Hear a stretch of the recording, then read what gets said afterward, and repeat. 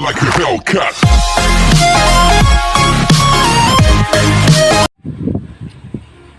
Hello students, अब हम एक नए टॉपिक के बारे में डिस्कस करने जा रहे हैं।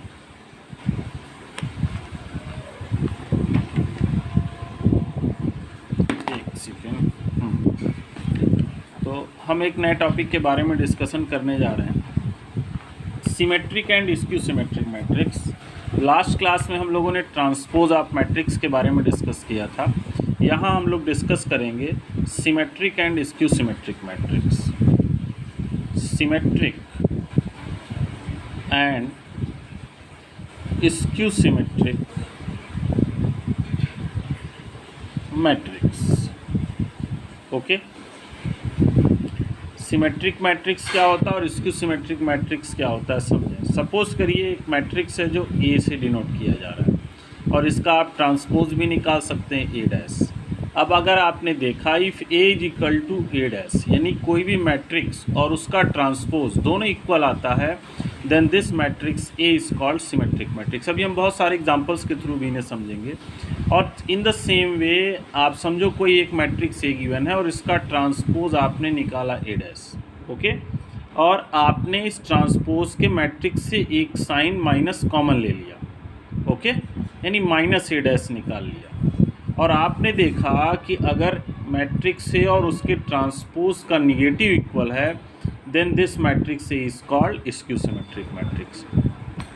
तो ये तो बेसिक कॉन्सेप्ट हो गया कि सिमेट्रिक और स्क्यू सिमेट्रिक मैट्रिक्स क्या होते हैं। अब इनके थ्रू जरा हम क्वेश्चंस की स्टडी करते हैं। एनसीईआरटी एक्सरसाइज 3.3 का क्वेश्चन नंबर 7 है। So that the matrix A, question में दो पार्ट दिए गए हैं। फर्स्ट पार्ट क्या कहता है, गिवन दैट एक मैट्रिक्स दिया गया ए। मैट्रिक्स क्या है, 1 -1 5 -1 2 1 5 1 3। ओके, ये एक मैट्रिक्स है। अब कहा जा रहा है so that it is symmetric matrix. तो तुरंत आप क्या निकाल लोगे, ए डैश। ए डैश यानी कि ट्रांसपोज ऑफ गिवन मैट्रिक्स। तो क्या होगा, रो कॉलम इंटरचेंज हो जाएगा। तो ये 1 -1 5 एंड दिस इज -1 2 1 5 1 3। अब जरा देखो, ये दोनों मैट्रिक्स बिल्कुल सेम है। तो यहाँ आप क्या देख रहे हैं, here the given matrix and its transpose are equal. This implies that the given matrix A is a symmetric matrix।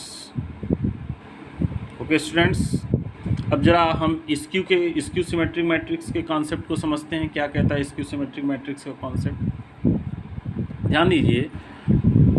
Suppose that second part को जरा देखते हैं। सेकेंड पार्ट भी फिर क्या कहता है कि एक मैट्रिक्स फिर क्वेश्चन में दिया गया है ए। ओके, और वो मैट्रिक्स है 0 1 -1 -1 0 1 1 -1 0। अब कहा जा रहा है इसको प्रूफ करिए कि ये स्क्यू सिमेट्रिक मैट्रिक्स है। ओके, तो इन द सेम वे पीछे वाले क्वेश्चन की तरह हम क्या करेंगे, ए डैश निकालेंगे। अब जरा ध्यान दीजिए, ए डैश क्या होगा, हम यही बगल में निकाल लेते हैं। ए डैश इसका ट्रांसपोज। ओके, तो ट्रांसपोज निकालेंगे, इसका क्या होगा, ध्यान दीजिए। 0 1 -1 -1 0 1 एंड 1 -1 0। ओके, अब जरा माइनस ए डैश निकाल लो, तो दोनों साइड में क्या होगा, मल्टीप्लाई हो जाएगा ए डैश से।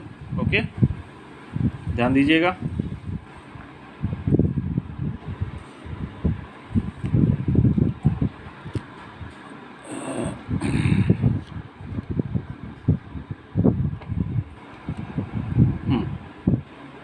ध्यान दीजिएगा, माइनस ए डैश निकालेंगे तो माइनस से मल्टीप्लाई करोगे, 0 1 -1 -1 0 1 1 -1 0।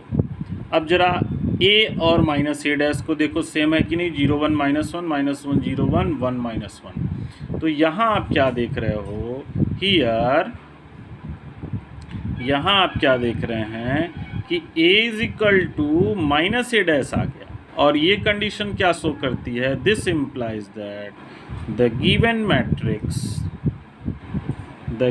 Matrix A is a skew symmetric matrix. तो देखा आपने इसका बेसिक कॉन्सेप्ट कितना आसान है कि किसी भी मैट्रिक्स को अगर हमें सिमेट्रिक और स्क्यू सिमेट्रिक शो करना है तो आप क्या करोगे कि गिवन मैट्रिक्स का ट्रांसपोज निकालोगे, अगर दोनों इक्वल हैं तो सिमेट्रिक हो जाएगा, फिर गिवन मैट्रिक्स का ट्रांसपोज निकालोगे और इसके साथ साथ माइनस से मल्टीप्लाई करोगे और a is equal to minus A dash है तो given matrix is skew symmetric. और ये 7th के दोनों क्वेश्चंस आपने देखे। ओके स्टूडेंट्स, अब जरा हम आगे के क्वेश्चन की तरफ